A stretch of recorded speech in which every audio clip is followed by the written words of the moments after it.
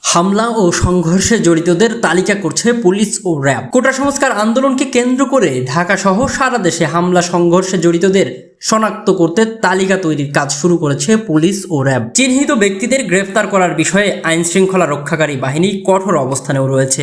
ঢাকা সহ সারা দেশে যারা সংঘর্ষে জড়িয়ে ধ্বংসযজ্ঞ চালিয়েছে এবং এতে নির্দেশ দেওয়া, ইন্ধন যোগানো, উস্কানি দেওয়া ও অর্থ দিয়ে সহায়তা করা ব্যক্তিদের শনাক্ত করার কাজ চলছে। তালিকা অনুযায়ী দোষীদের গ্রেফতার করা হবে বলেও জানিয়েছে র্যাব ও পুলিশের কর্মকর্তারা। এছাড়া ইন্টারনেট সংযোগ বন্ধ হওয়ার আগেই যারা সামাজিক মাধ্যমে আন্দোলনের পক্ষে উস্কানিমূলক বক্তব্য পোস্ট দিয়েছে তাদেরও শনাক্ত করা হচ্ছে বলে জানিয়েছে কর্মকর্তারা।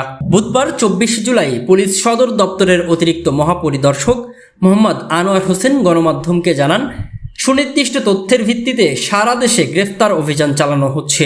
এছাড়া তিনি আরও বলেন, পুলিশ সদর দপ্তর এখন হামলাকারী, নির্দেশদাতা, ইন্ধনদাতা, উস্কানিদাতা ও অর্থদাতাদের তালিকা তৈরি করছে। তালিকা তৈরি করার পর তা পুলিশের সংশ্লিষ্ট ইউনিট ও জেলায় পাঠানো হবে এবং এরপর তাদের আইনের আওতায় আনা হবে। ইতোমধ্যে যেসব ব্যক্তির নাম পাওয়া গেছে তারা রাজনীতির সঙ্গে যুক্ত রয়েছে। জড়িতদের চিহ্নিত করে তালিকা তৈরির কাজ করছে ঢাকা মহানগর পুলিশ ও ডিএমপির যুগ্ম কমিশনার লিটন কুমার শাহ জানান, তালিকা ডিএমপির সংশ্লিষ্ট বিভাগ অপরাধ বিভাগে পাঠানো হবে, সেটা ধরেই অভিযান চালানো হবে।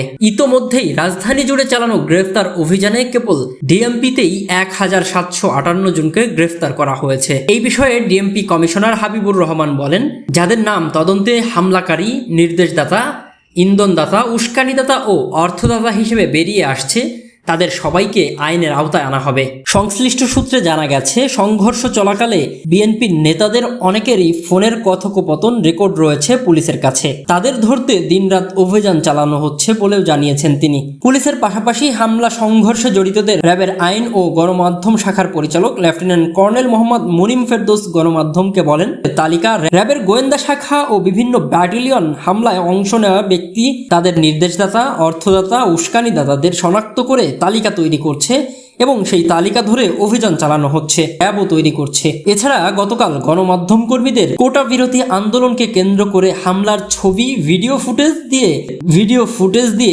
সহযোগিতা করার জন্য খুদে বার্তা পাঠিয়ে অনুরোধ করেছে পুলিশ সদর দপ্তর।